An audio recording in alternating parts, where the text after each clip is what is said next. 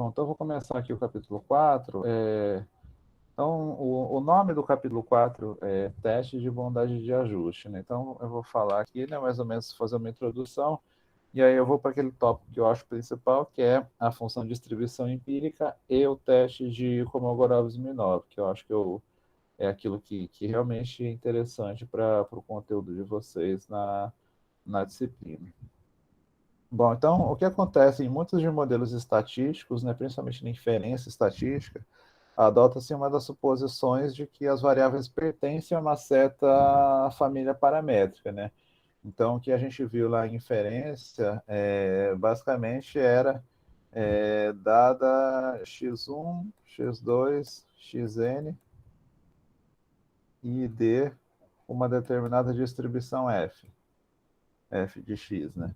Então, e aí, inferência, o, o professor de inferência dava a função lá, né?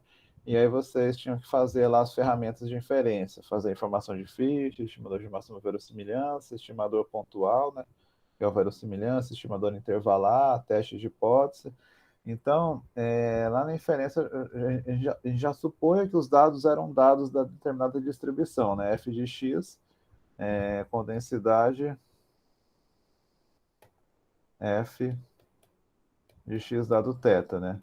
Então, todo o desafio da inferência era a gente determinar qual era esse valor de θ. Então, eu suponho que o f eu conheci a curva da distribuição, e aí o nosso desafio era obter um estimador de θ, tanto um estimador pontual quanto intervalo de confiança para ele, ou testar uma hipótese sobre θ, né? Testar se o θ é igual ou diferente de um determinado valor.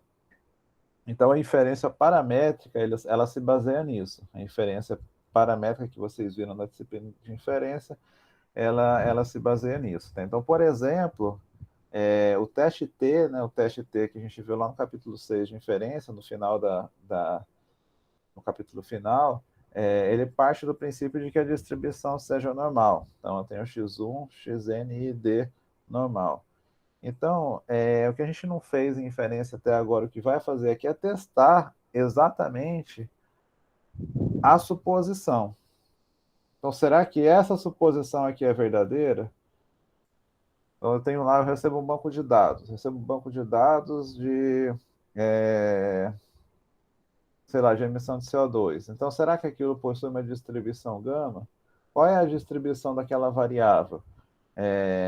A distribuição sei lá, de nível de colesterol das pessoas. Então, será que realmente aquilo é normal? Uma coisa. Como é que tem tanta certeza de que a distribuição é normal? Então, nesse capítulo aqui, a gente vai testar essa suposição. A gente vai testar se a distribuição possui uma distribuição que a gente está querendo trabalhar. Então, esses testes vão verificar se a distribuição tem uma certa... Ele até coloca a forma aqui entre aspas, né? Então, quando ele fala forma, vamos dizer distribuição. A gente que é estatístico aqui sabe que a forma seria a cara da distribuição, né? Então, esses testes que verificam se a população tem ou não uma certa distribuição, eles são chamados testes de bondade de ajuste. Então, esses testes de bondade de ajuste são testes utilizados para ver se um banco de dados tem ou não uma determinada forma, entre aspas, né, ou uma determinada distribuição de probabilidade. Então, a gente vai rejeitar ou não que os dados tenham uma determinada distribuição de probabilidade. E aqui, o teste que a gente vai ver nesse capítulo vai ser o teste de Kolmogorov-Smirnov. Então, tem vários testes, né, que são feitos, né? Esse capítulo aqui, basicamente, ele considera dois testes que eu não coloquei em amarelo aqui destacado, que é o Q quadrado. O Q quadrado ele não é tão utilizado. O teste de Kolmogorov ele é mais utilizado, né? Assim, eu posso utilizar o teste Q quadrado, mas o teste Q quadrado mais comumente é usado em análise de dados categóricos, para associar variáveis qualitativas, né? Então, o que é feito aqui o que o teste quadrado faz, vou dar um breve resumo aqui do teste, né? Não vou falar dele aqui nessa disciplina, mas o teste quadrado, para testar uma distribuição, ele separa as probabilidades de uma distribuição, coloca as frequências e vê se as frequências esperadas e observadas são próximas ou distantes. Então é bem parecido com o que o teste aqui quadrado faz numa tabela de dupla entrada, né? Só que é como se tivesse só uma coluna, né? Compara valores esperados e observados. Mas o que a gente vai ver aqui nesse capítulo, basicamente, é o teste de Kolmogorov-Smirnov. Então eu vou passar logo para ele. Deixa eu colocar aqui. Então, para fazer o teste de Kolmogorov-Smirnov, eu preciso entender como que ele é feito. Então, como é que é feito o teste de Kolmogorov-Smirnov? Então, basicamente, eu preciso de uma ferramenta importante, que é a função de distribuição empírica. Então, a função de distribuição empírica é uma função, tentar falar assim de uma maneira coloquial, para que vocês possam entender, não tem a distribuição, função de distribuição acumulada, então tem a função de distribuição acumulada dos dados. Então, a função de distribuição empírica seria tipo uma distribuição acumulada não paramétrica. Então, vamos pensar o seguinte, né? Assim, vamos supor como é que eu faço para calcular os quantios de uma distribuição. Então, como é que eu faço para calcular os quantis? Tem duas maneiras de calcular os quantis. Então, uma maneira seria os quantis dos dados. Então, os quantios dos dados vocês aprenderam lá em estatística descritiva, né? Então, eu quero calcular o primeiro quartil. Eu separo, pego lá os meus dados, faço um corte no 25% menor, 75% maior. E aí eu vou ter o primeiro quartil. O terceiro quartil, eu faço um corte lá do outro lado. Deixo 75 menor e 25 maior. Então, esse método que vocês viram na estatística descritiva é chamado de quantios empíricos. Por quê? Porque esse quantio eu não estou utilizando nenhuma distribuição de probabilidade, eu só estou fazendo um corte lá nos dados. E existe os quantios da distribuição, que é o que vocês viram em probabilidade. São chamados quantios teóricos, né? Teóricos. Então, esses quantios teóricos é o quê? Então, eu tenho lá a distribuição f de x, f de x igual a p. Então, se eu quero um quantio p, o quantio p vai ser pegar a função e aplicar a inversa nela, f menos 1 de p. Então, quando eu pego o acumulado e tiro a inversa dela, quando eu tiro a inversa dela, eu tenho o quantio da distribuição. Então, eu tenho o quantio p da distribuição. Então, são duas maneiras de calcular os quantios, ou pela distribuição ou pelos quantios dos dados. Então, quando a gente faz uma distribuição acumulada, a F1, que vocês viram em probabilidade, é a distribuição teórica. Agora, a função, então dá para fazer uma versão empírica da função acumulada? Dá. E essa função empírica é exatamente o que a gente vai ver aqui, a função de distribuição empírica. Então a gente vai ver aqui como desenhar ela, né? Vou mostrar aqui a forma dela, como desenhar ela e a gente vai fazer aqui alguns exemplos. Então, um teste que utiliza as N observações pode ser realizado observando a diferença entre as funções empíricas e a esperada nos pontos observados, que é a acumulada. Então, existem várias maneiras de medir essa diferença, né? Essa aqui, né, essa distribuição aqui é a função de distribuição empírica, é através dela que a gente vai servir de base, né, para a gente construir o teste de Kolmogorov-Smirnov. Então, como é que funciona essa função empírica aqui? Então, considere, ele não colocou aqui a definição, está um pouco estranha aqui, então considere, vou chamar assim, considere x1, x2, xn, a amostra ordenada dos dados. A amostra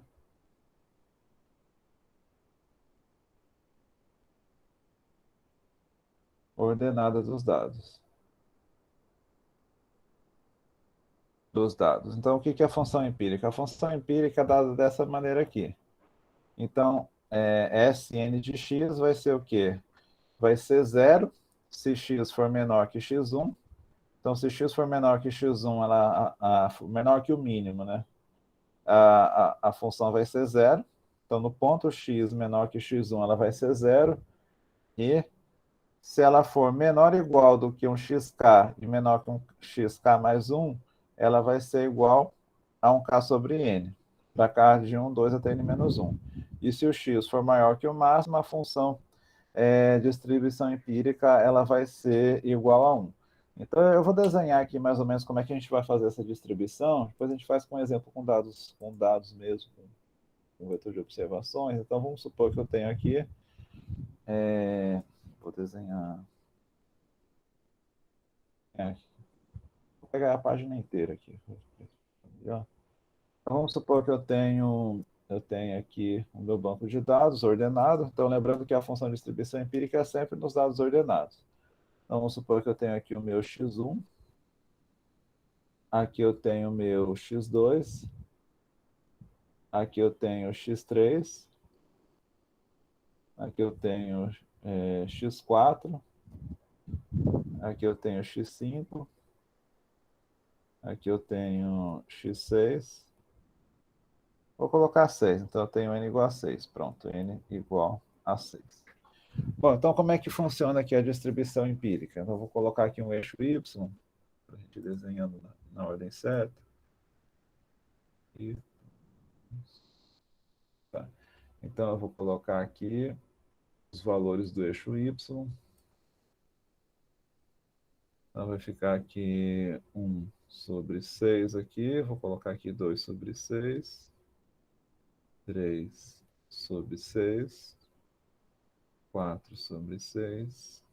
5 sobre 6. E aqui, finalmente, igual a 1.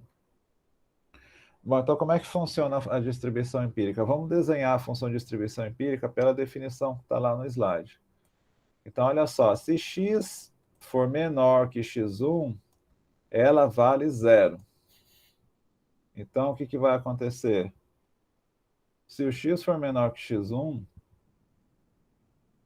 ela vai ser igual a zero. Então, ela vai ser... Deixa eu ver aqui, né? Então, eu vou desenhar em vermelho a função de distribuição empírica, só para diferenciar dos eixos. Então, se x for menor que o x1,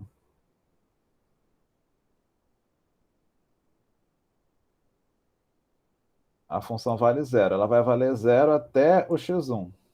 Agora, chegou no x1, ela vai valer quanto? Então, chegou no x1, ó, então eu vou chegar no x1. Então se o x1, se o x for maior ou igual que x1, ou seja, já é igual a x1, e for menor que o próximo, ou seja, menor que o x2, então chegando no x1 até chegar ao x2, ela vai valer o quê? Vai valer k sobre n. Então, eu estou primeiro no k igual a 1. Então, no k igual a 1, vai ficar 1 sobre n, eu coloquei 6 no enunciado, né? Então, vai valer 1 sobre 6 se o x estiver entre x1 igual a x1, né, mas menor que x2. Então, o que vai acontecer? A função de distribuição empírica, então, entre x1 e x2, ela vai valer 1 sobre 6. Vou desenhar aqui. Então, chegou no x1, né?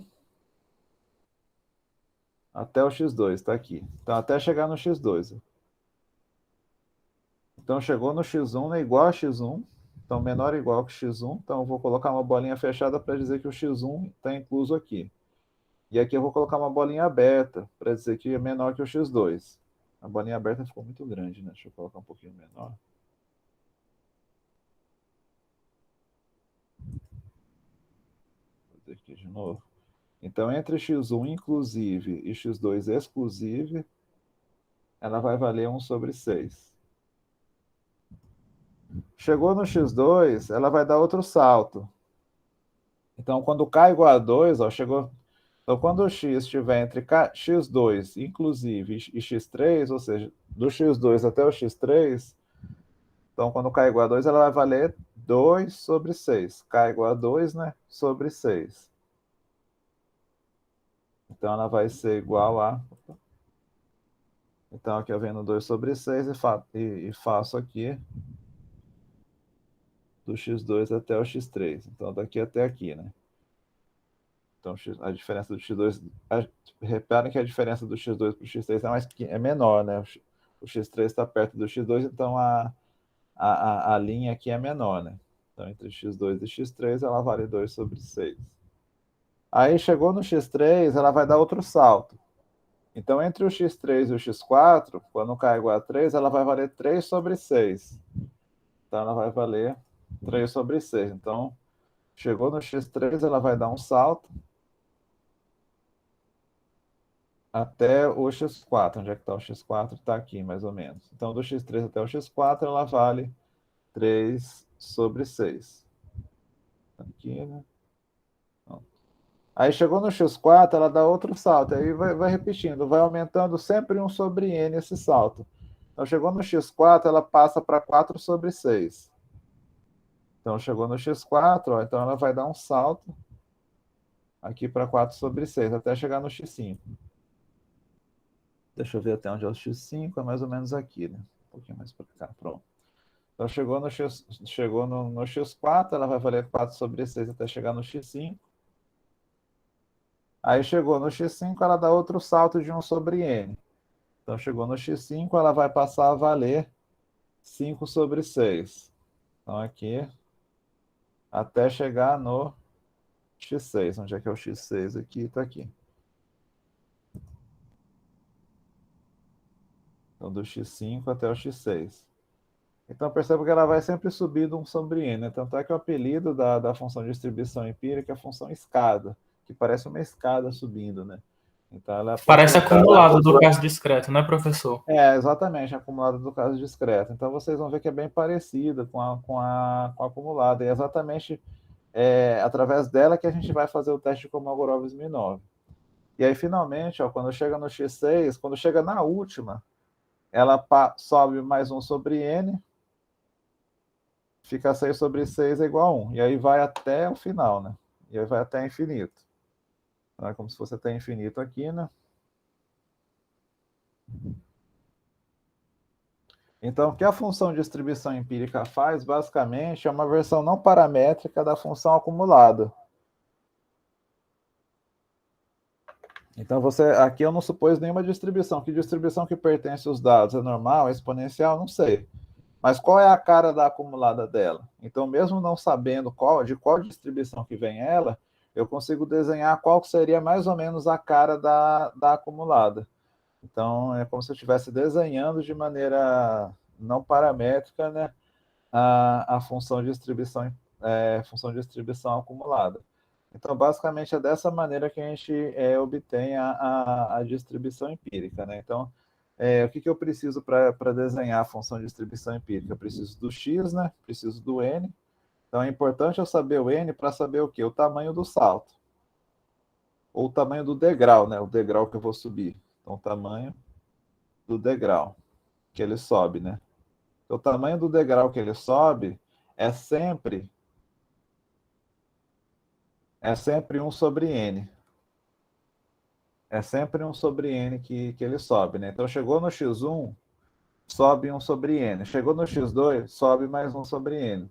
Chegou no x3, assim por diante, até chegar no xn, né, que é o máximo, que ele passa para o degrau final, que é o degrau igual a 1. Então para construir a distribuição empírica, eu preciso saber o tamanho da amostra, né, colocar aqui no eixo os valores, né, e aí desenhar a função de distribuição empírica. Então, basicamente, essa é a função de distribuição empírica. Então, essa aqui é a forma, né? Então, essa descrição do SN, assim, às vezes fica um pouco difícil de entender quando a gente vê logo de cara essa função aqui, né? Mas aí fica mais fácil de entender quando a gente vê os degraus, né? Os degraus subindo de 1 sobre n em 1 sobre n. Então, até ele colocou aqui, né? Uma função escada, né? Para um valor de 0 até 1. Então, aí eu vou mostrar aqui algumas propriedades dessa estatística. Então, aqui algumas propriedades que tem da função de distribuição empírica. Então, considere x1, xn uma amostra aleatória de uma população com função de distribuição f e empírica S de n. Então, vamos supor que eu conheço a distribuição F e eu tenho S, a empírica, dos dados que vêm da distribuição F.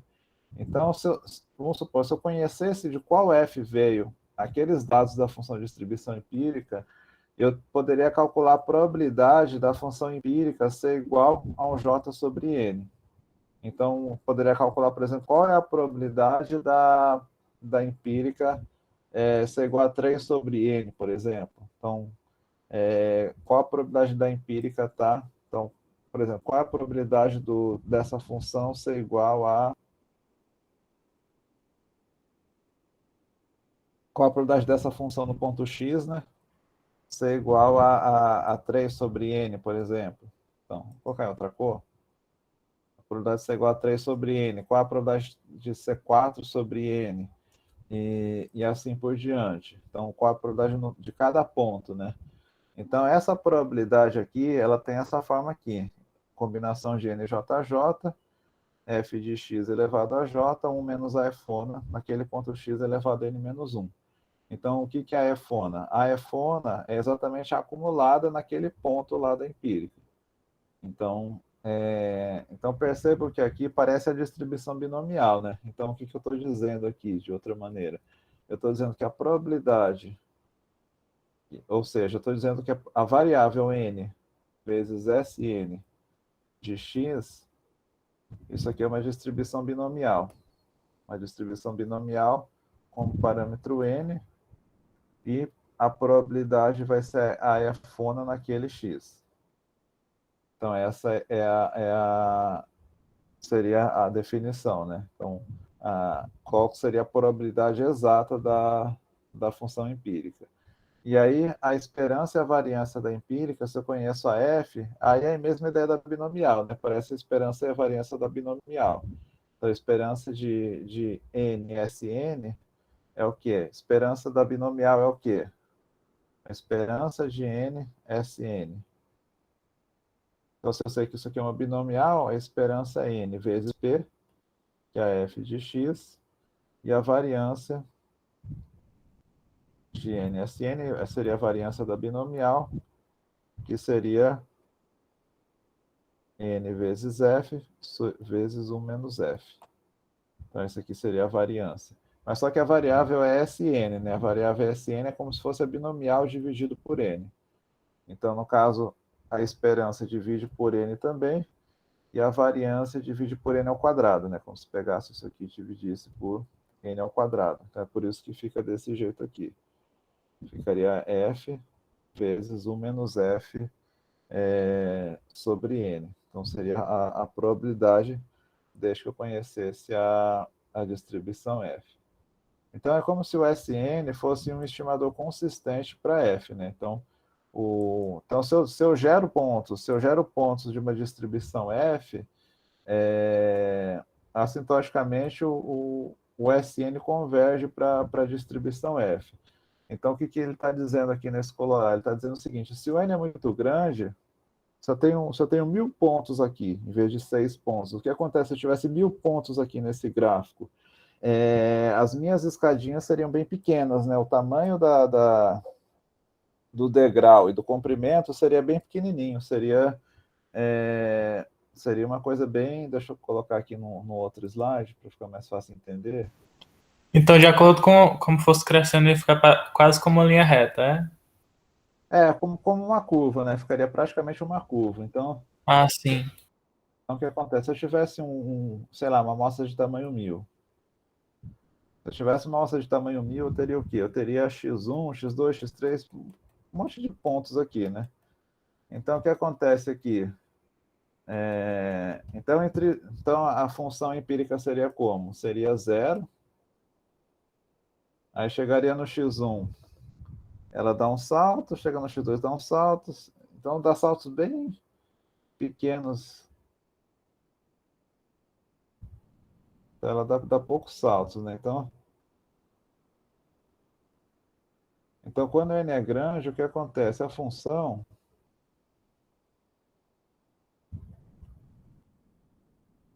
ela tem saltos bem pequenos.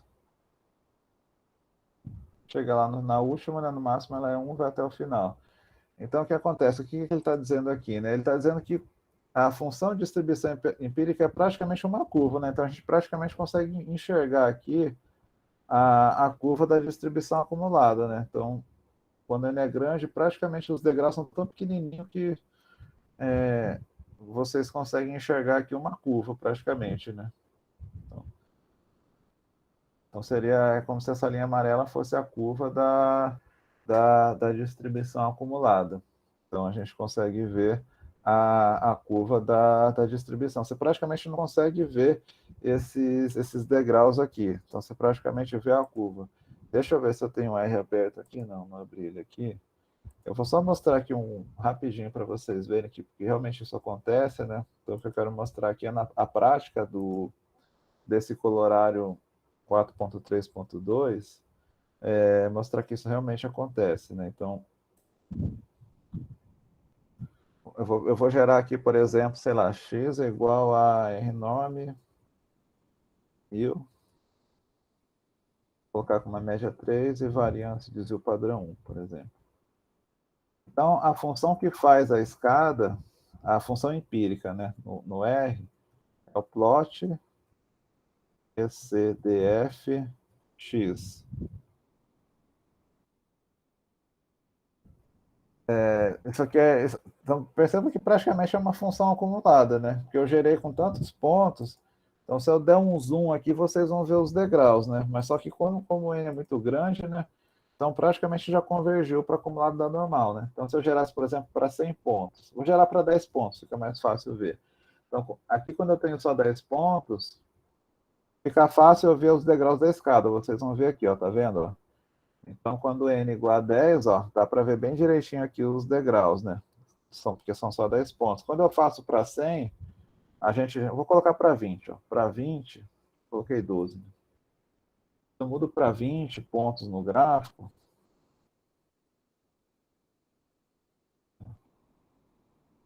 Aqui é CDF. Aí ó, já está começando a virar uma curva. Se eu coloco 50, está ficando mais parecido ainda com uma curva, tá vendo? 50, se eu coloco 100,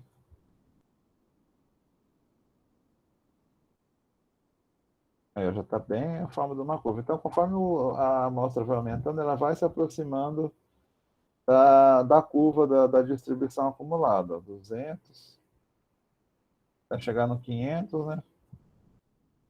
E aí tá vendo praticamente a curva da acumulada da distribuição normal. E aí chega no 1000, ele já até nem faz os pontinhos, né? Ele já entende que é a curva, né? Então, se eu plotar aqui a curva da distribuição normal, a gente vai ver que, que realmente ela é a curva da distribuição normal. Então, essa aqui é empírica. Se eu plotar aqui a curva da normal, deixa eu criar aqui uma sequência, tá? Sec 0,6, 0 ponto. Então, eu vou fazer aqui um lines W, que é acumulada normal, P nome, W. Aí os parâmetros da normal que eu gerei, tem que ser a mesma normal, né? Uma normal com média 3 e desvio padrão 1, type igual a L. Aí eu só vou mudar a cor aqui para ficar diferente, igual a green. Green. Enorme, escrevi errado. P nome. Então, tá vendo? Praticamente convergiu. Ó. Então, a gente consegue ver que para n igual a 1000, ó, então, para n igual a 1000, praticamente a empírica e a curva verdadeira, da distribuição verdadeira, elas convergem, né? Então, daria para fazer primeiro... Então, vamos ver para 10 aqui, ó. Para 10. Então, isso aqui é para 10, ó. Então, quando eu tenho uma amostra de tamanho 10, a empírica é essa, a verdadeira sempre é a mesma, né? Então, aqui é a verdadeira, ó. Quando n igual a 30, a empírica e a verdadeira aqui. Então, o que acontece? Quando n vai aumentando, a empírica ela vai convergir para a distribuição acumulada da normal 3,1, que é a distribuição em verde. Ela vai convergir para a distribuição normal. Então, assim que funciona a função de distribuição empírica. Cadê já tá aqui. Bom, então o nosso objetivo é verificar. Então, o que acontece na prática é que a gente não sabe qual é a distribuição F. Então, eu sei desenhar a empírica, mas a minha dúvida é: essa empírica que eu desenhei, ela vem de qual distribuição F? Será que é normal? Ou será que não? Será que é normal? Será que é exponencial? Será que é gama? Então, como é que eu faço para verificar se uma distribuição tem uma determinada, se os dados vêm ou não de uma determinada distribuição? Então, o que a gente vai fazer, basicamente, é comparar a distribuição empírica com a distribuição que a gente está propondo que eu acho que seja a distribuição dos dados. Né? Então, eu posso achar uma normal, uma exponencial. Então, o que a gente vai fazer é comparar a empírica com aquela distribuição que eu estou propondo, que eu acho que sejam os dados. E aí, a estatística que a gente vai utilizar é a estatística de Kolmogorov-Smirnov. Então, o que eu vou mostrar aqui é exatamente como é que a gente calcula a estatística de Kolmogorov-Smirnov. Então, considere uma amostra x1, xn, né? Tem uma amostra x1, xn de uma população com uma distribuição f que eu não conheço. Então, eu não conheço a distribuição f que vem esses dados, mas a gente sabe desenhar a função empírica. Então, eu sei desenhar a função empírica. Então, a função de distribuição empírica, como a gente viu ali, ela é como se fosse um estimador da distribuição f, né? Uma maneira que eu tenho para estimar a distribuição f seria a função empírica. Então, eu não sei qual é a f, mas a f é uma distribuição que seja próxima daquela função que seja empírica. Então, o que acontece? Qual é a ideia por trás da estatística de Kolmogorov-Smirnov? Então, para valores grandes de n, a gente tem que essa diferença aqui da S menos a F tem que ser pequena para todos os valores de X. Então, se a distribuição F que eu estou propondo realmente é a distribuição verdadeira para os dados, o que acontece? A diferença, ou seja, a diferença em módulo da S menos a F tem que ser pequena para todos os valores de X. Então, isso quer dizer que essa diferença aqui, a diferença da linha das escadas aqui, né, dos degraus, a distância dos degraus para essa linha verde tem que ser pequena, porque a gente viu que quando o n é grande, ou seja, vou colocar aqui o n igual a 500, por exemplo. Então, quando ele vai ficando grande, praticamente passou em cima, né? Então, eu espero que aconteça isso. Então, para aquela minha distribuição F ser realmente condizente com os dados, tem que acontecer isso. Se, por exemplo, tivesse acontecido de eu ter a função de distribuição empírica, essas escadas aqui, e vamos supor que a minha distribuição Fona fosse uma coisa mais ou menos assim, vamos supor que a minha Fona seja assim. Então, se a Fona desse uma coisa assim, muito diferente da empírica, mesmo para N grande. Então, o que significa isso? Isso é um indício, é uma evidência de que os dados não vêm de F, não vêm da F, não vêm da linha amarela. Então, quanto mais longe for a distribuição empírica da distribuição Fona, que eu estou querendo verificar se essa é ou não a distribuição dos dados, maior é a evidência para eu rejeitar essa hipótese, para rejeitar que a distribuição dos dados é Fona. Agora, se as distâncias forem pequenas, que é o que aconteceu aqui na linha verde, aí é realmente a evidência de que os dados vêm dessa distribuição em verde, e não da distribuição em amarelo. Então, a estatística de Kolmogorov-Smirnov ela vai se basear nisso. Ela vai testar se os dados vêm ou não de uma determinada distribuição F, comparando a própria F com a empírica dos dados, e vai verificar se está próximo ou se está distante. Então, voltando aqui para...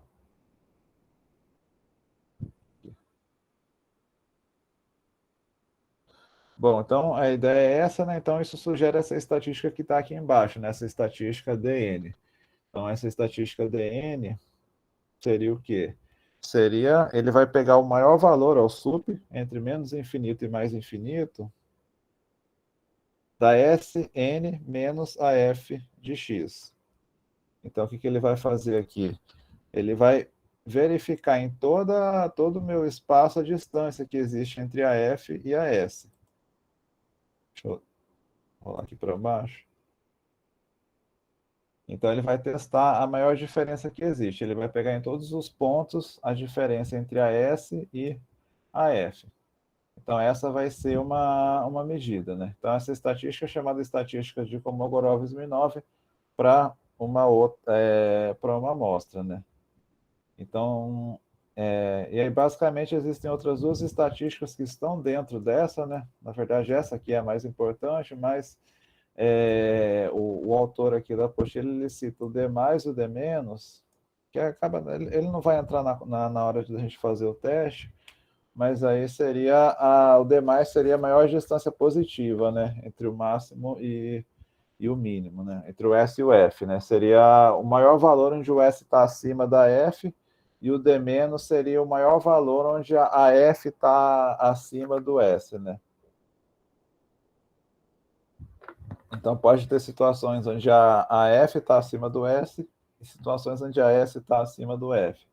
No desenho que eu fiz ali, no R, já apaguei a linha amarela, mas naquele desenho que eu tinha feito a linha amarela aqui, a F está sempre acima do S. A função acumulada está sempre acima da empírica, né? Então, basicamente, o que ele vai fazer, basicamente, é comparar as distâncias, né? Então, ele vai pegar a S menos a F. Então, ele vai fazer esse teste, né? Então, deixa eu ver aqui. Ele fala um pouco da distribuição exata assintótica. Eu vou só mostrar aqui. Vocês querem que eu faça um intervalo, né? Para não ficar tão cansativo. Eu só vou mostrar aqui a ideia. E aí eu faço um intervalo e a gente vai para os exemplos. Então, o que vai acontecer aqui? O que o teste de Kolmogorov vai fazer? Ele vai fazer o seguinte. Vamos supor que eu tenha 10 pontos, né? Vamos supor que eu tenha 10 pontos. Vamos supor que eu tenha X aqui. Eu tenho esses Professor, 10. Oi. então, tipo assim, a, o teste do Smirnoff, ele vai fazer o somatório das distâncias, né? Não, Para ele vai fazer saber se... ele vai pegar a maior distância possível entre todos, é o SUP. Ah, então quer dizer que, tipo, a distância de um... nesse exemplo da linha, se a linha amarela está de um lado e pro outro, e aí quando ela sobe, ela fica do outro lado. É, não anula, né? Não, não O anula, não teste. anula. Ele pega o máximo da distância, né? Ele não faz a somatória, porque se anulasse poderia ficar zero, né? Poderia acontecer, por exemplo, É, poderia acontecer uma coisa ah, assim, ó. Quer ver, ó? Sei lá, assim. isso. Então, se anulasse, ia dar zero aqui. A distância poderia dar zero com duas distribuições completamente diferentes, né? Então, não é isso Aham. que ele faz. Eu vou mostrar aqui um exemplo com 10 pontos. Aí, com esse exemplo aqui, vai ficar fácil para vocês entenderem. Vamos supor que eu tenho esses 10 pontos aqui, e aí a gente vai construir a empírica com esses 10 pontos, né? Então, vai saltando de 1/10 até 1/10, né? Então eu vou testar, né? Fazer a CDF dela, a empírica. Vou desenhar aqui a função escada.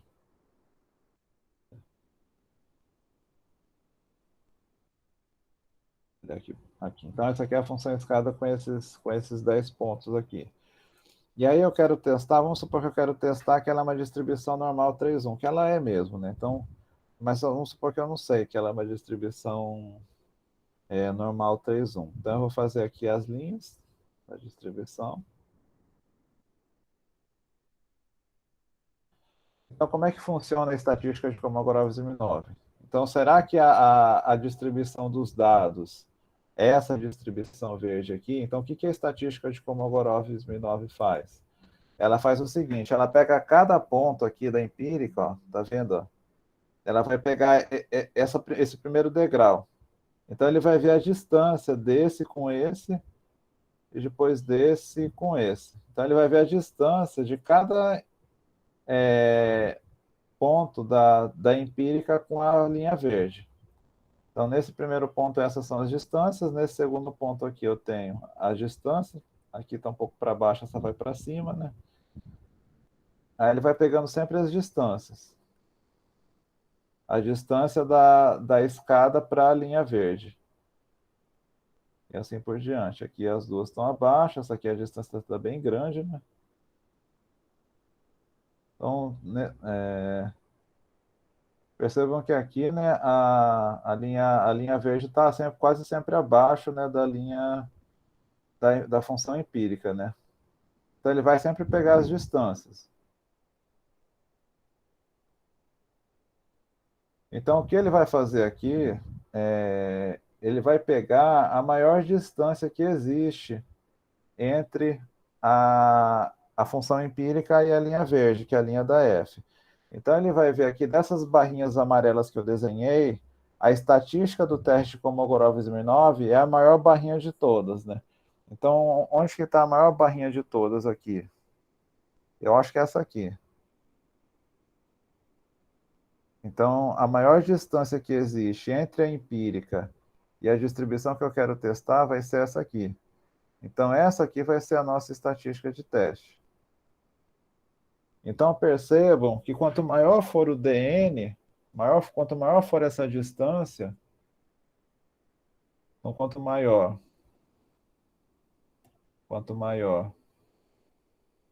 dn, maior a evidência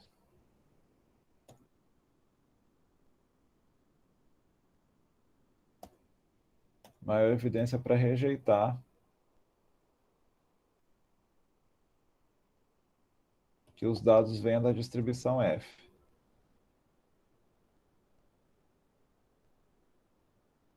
Venha da distribuição F.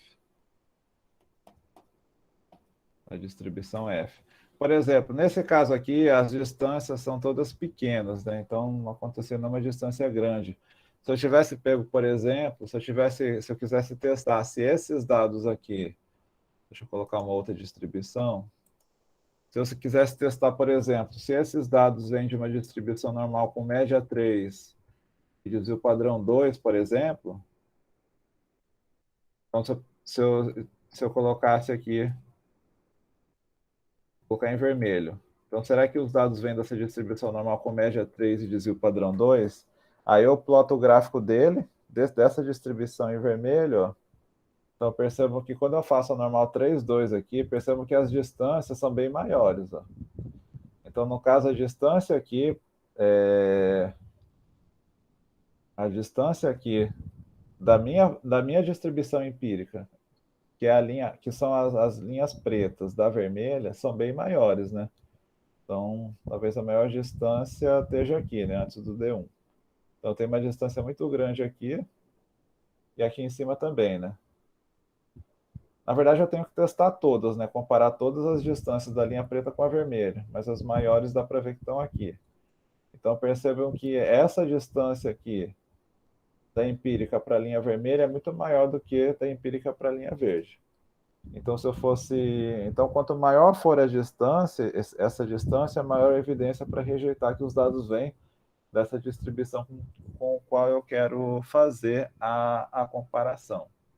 Então, basicamente, essa vai ser a estatística de Kolmogorov-Smirnov. Vou fazer um intervalo agora de uns 5 minutos, e aí a gente faz um exemplo prático, né, para ver como calcular essa distância e como calcular o valor P também, que é um valor tabelado. Então, alguma pergunta aí? Vocês têm alguma pergunta antes do intervalo? Aí ele vai organizando essa daí e vai pegar a maior que tem entre elas, né? Aí É sempre a maior. É sempre a maior. Uhum. Bom, então eu vou fazer uma pausa aqui, a gente volta em 5 minutos. Eu não vou parar a gravação aqui para ficar só uma gravação no Fica arquivo. melhor, sem parar, uma só. Pode deixar gravando. É rapidinho mesmo. Tá?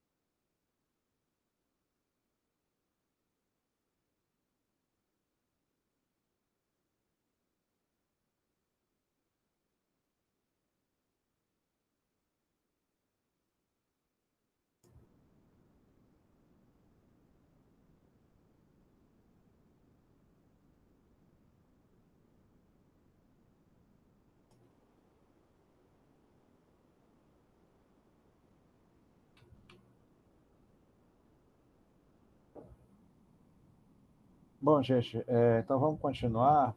É, então a gente vai fazer aqui alguns exemplos. Primeira coisa, eu vou mostrar mais ou menos como é que a gente vai encontrar, decidir se rejeita ou não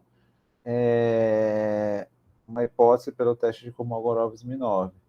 Então, eu tenho a distribuição exata, que é o que está dado aqui no Teorema 4.4.3, né? Mas o que é importante que a gente vai fazer é olhar a tabela. Então, basicamente, para n pequeno, tem a tabela dos valores da estatística de Kolmogorov-Smirnov.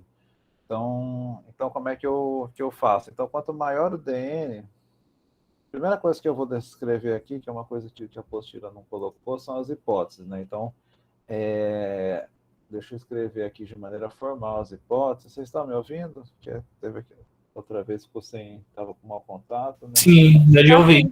Tá ótimo. Então, quais são as hipóteses do teste de Kolmogorov-Smirnov? São as hipóteses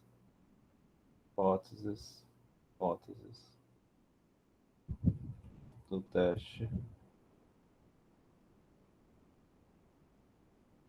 de Kolmogorov-Smirnov. Então, as hipóteses é H0,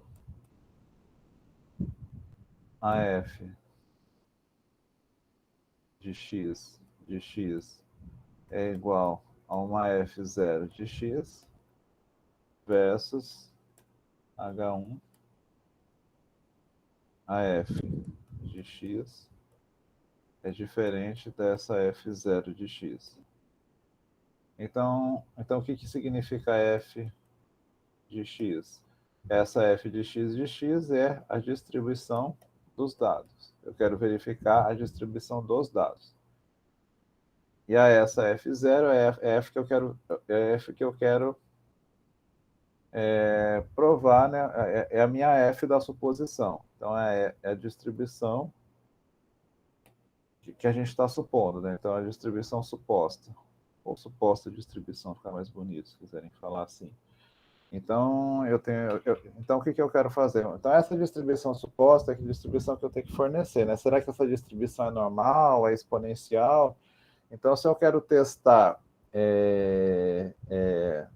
se a distribuição dos dados é uma F0, então essa F0 eu posso dar qualquer distribuição F.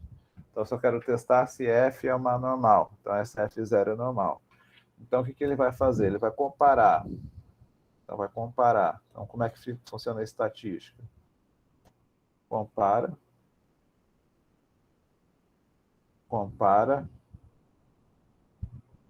a distribuição empírica, ou seja, a função Sn. Então, para ficar mais fácil entender, gente, a distribuição empírica é como se fosse uma efona chapéu. Pronto, acho que é um estimador da acumulada, então é como se fosse a efona chapéu. Então, ele compara a empírica, né? Empírica com a suposta,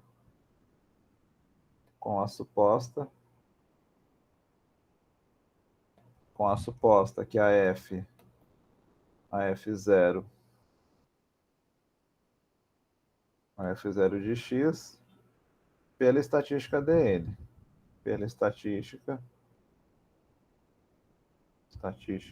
dn, ou seja, estatística dn.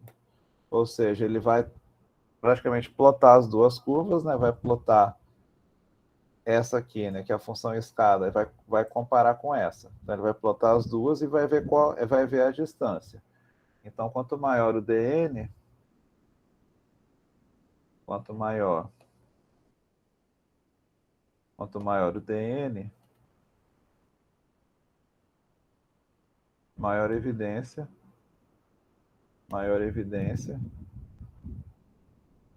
para H1. E aí, quanto menor o dn, é o contrário, né? Então, quanto menor o dn, menor o dn, menor evidência, né? Ou maior evidência para H0. Tá melhor assim. Maior evidência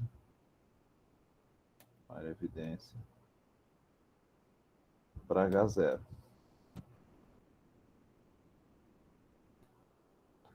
E aí, ele vai pegar essa distância tabelada. Então, o que é o valor P?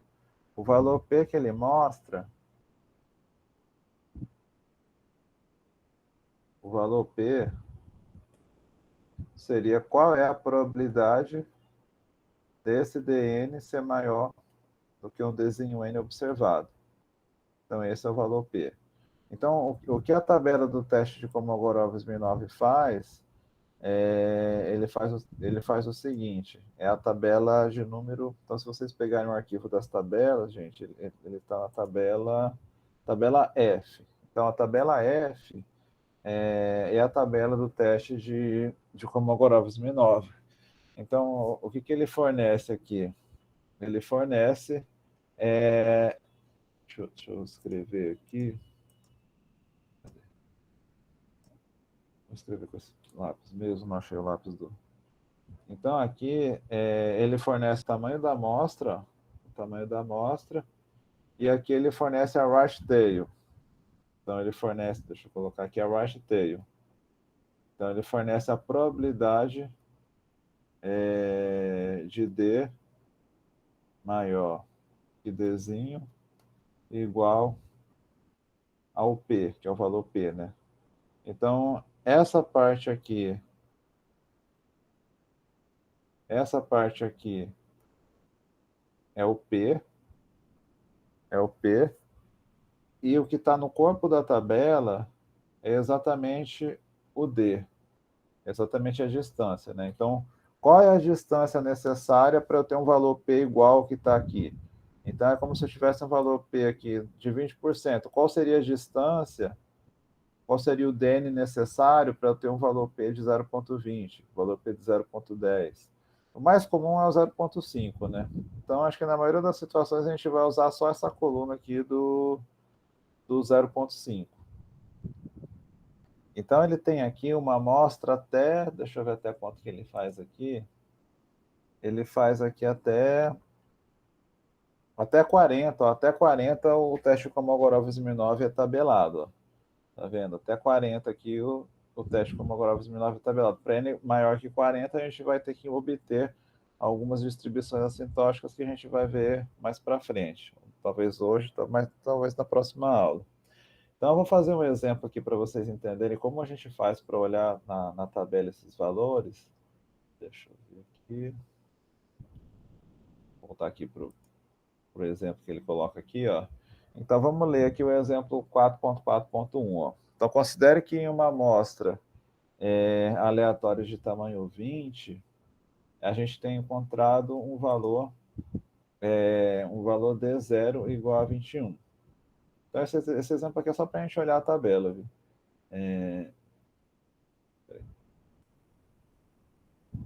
Então, considere que uma amostra aleatória de tamanho 20, a gente tem encontrado um D20 igual a 31. Então, qual seria o valor P? Você rejeitaria ou não a hipótese nula? Então, o que ele forneceu aqui? Ele forneceu uma amostra de tamanho 20, né? Então, e encontrou que a maior distância dessa amostra entre a empírica e a verdadeira deu 0,31. Então, é como se ele tivesse desenhado aqui uma empírica. Vou colocar 20 aqui. E aí ele vai fazer... Fizesse uma empírica dessa maneira, e aí ele quer testar uma determinada distribuição que ele coloca em vermelho. Então, vamos supor que a maior distância que ele achou, vamos supor que foi essa aqui. Vamos supor que foi essa aqui no final. Foi essa aqui. Vamos supor que essa distância aqui é 0,31. Então, a gente rejeita ou não a hipótese de que a distribuição dos dados seja a distribuição vermelha. Então, a gente tem que olhar aqui a estatística de Kolmogorov-Smirnov. Deixa eu voltar aqui para a tabela. Então, se eu voltar aqui para a tabela,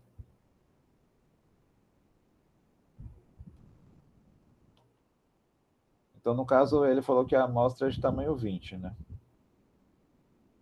Então, se a amostra é de tamanho 20, eu tenho que olhar essa linha aqui. Ele disse o seguinte, ele disse que o D20 é igual a 0,31. Então, vamos ver aqui o que significa esses valores aqui. Então, o 0,31, vamos pegar os 5%. No 5%, o valor que está aqui na tabela é o 0,294. Então, o que significa esse 0,294 aqui? Vou escrever aqui do lado.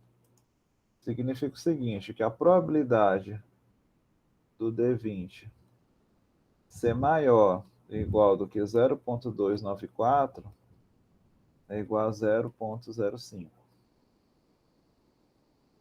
Então, a probabilidade de ser maior, né? Então, é como se eu tivesse...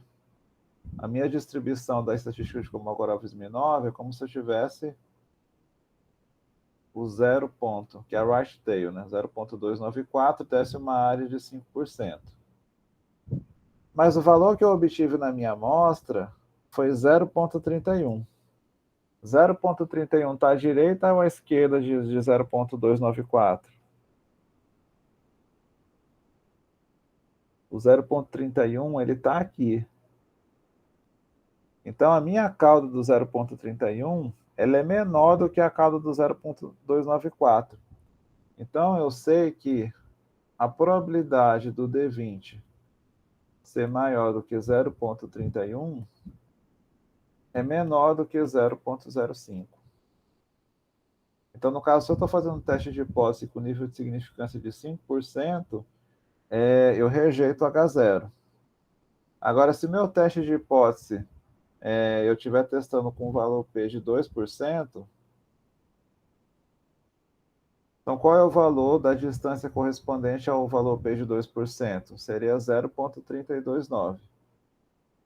Então, aqui a probabilidade do D20 ser maior ou igual do que 0,329 é igual a 0,02.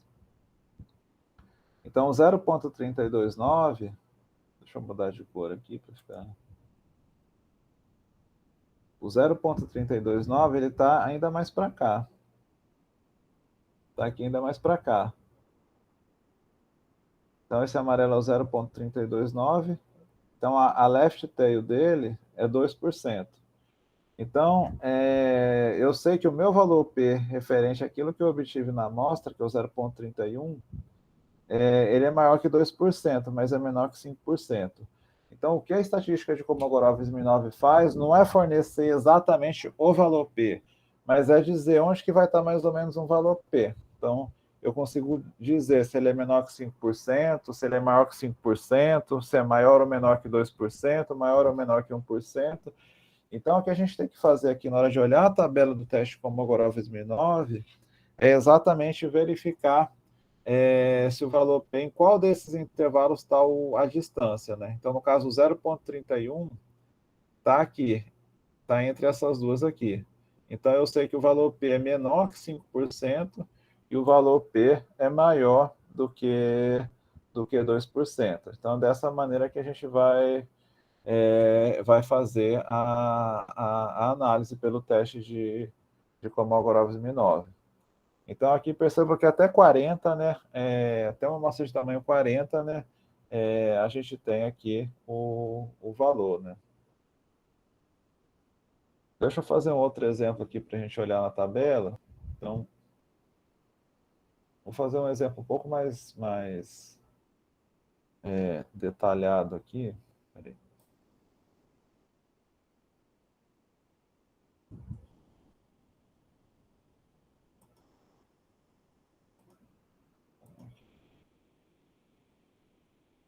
Então, tá vendo? Ele foi testando, né? Então, ele encontrou a mesma coisa, que o valor P, no nosso caso, está entre 2% e 5%. Então, ele rejeita a hipótese. Se eu colocasse, por exemplo, vamos pensar o seguinte, seja x1, colocar x30, uma amostra aleatória, e queremos testar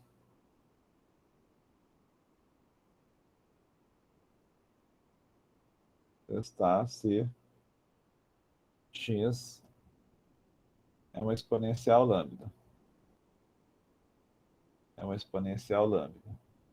Então, suponha, então qual que seria H0? O H0 é que a f de x é igual a uma f 0 de x, né? Contra H1 f de x é diferente de f0 de x. Então, suponha que a distância obtida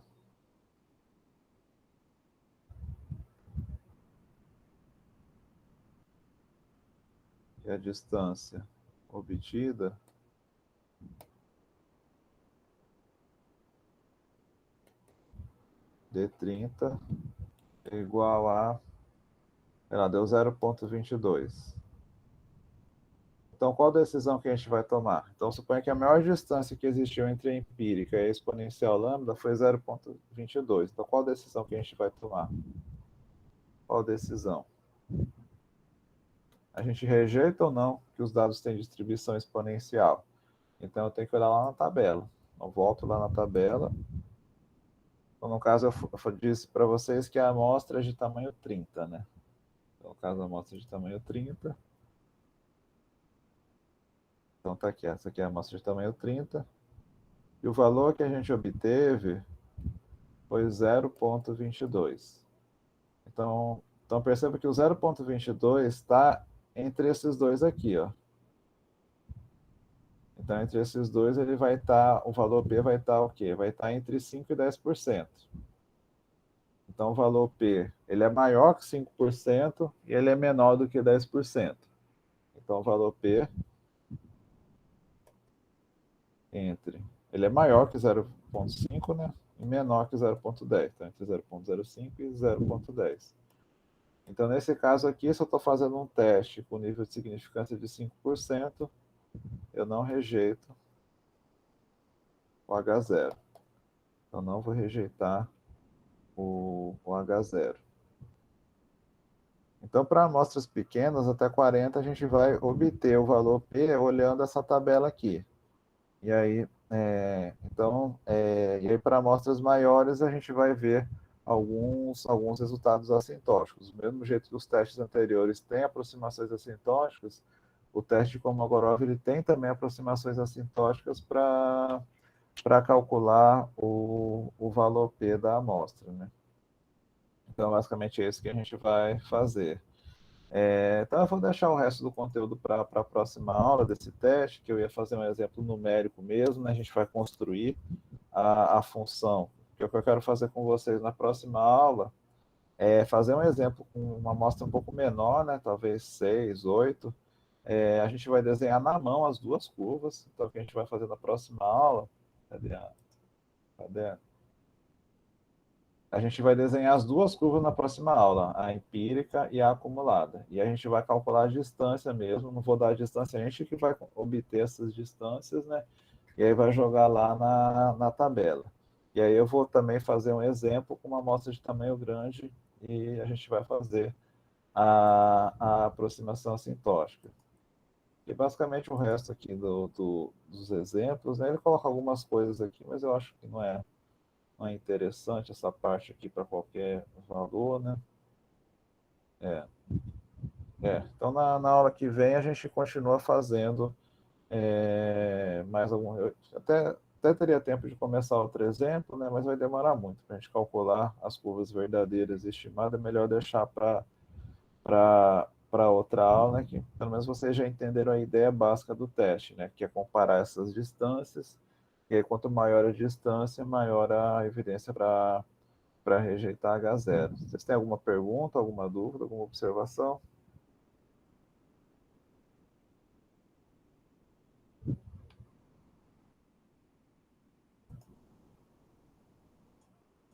Tranquilo, professor, tá tranquilo. Tranquilo aí. Sim, ficou claro, tá?